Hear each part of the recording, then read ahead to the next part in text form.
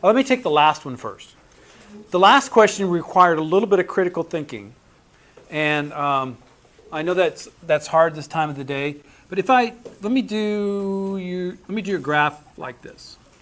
And this is distance, and this is time. And I think there was, the question was about,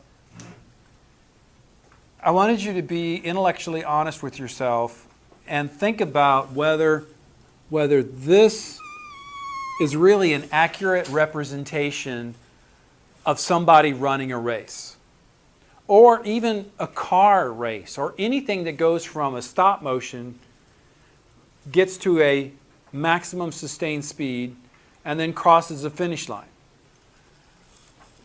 That's not really what this story is about. Because if the finish line was right here, right, what happens after you cross the finish line?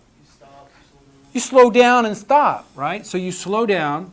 So there's a curve here, because if you think about it, and I hope that you were able to calculate a numerical value for the speed of the hamster and the speed of the man by knowing what the slope was.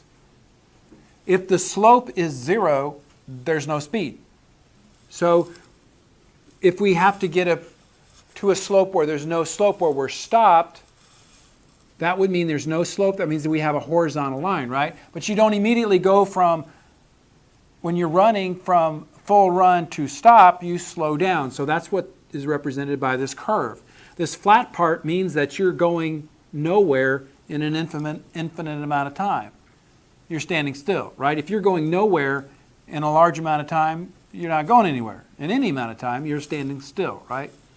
Now, in the beginning of the race, do we start off at full speed? No, we don't. No, we don't.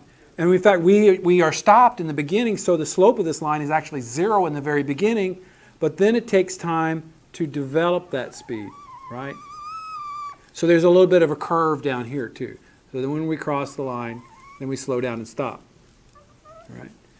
So it's really kind of an S shape. If we want to accurately portray, if we want to accurately describe the motion of the runner, then we have to include all those little nuances in the graph and be honest with ourselves.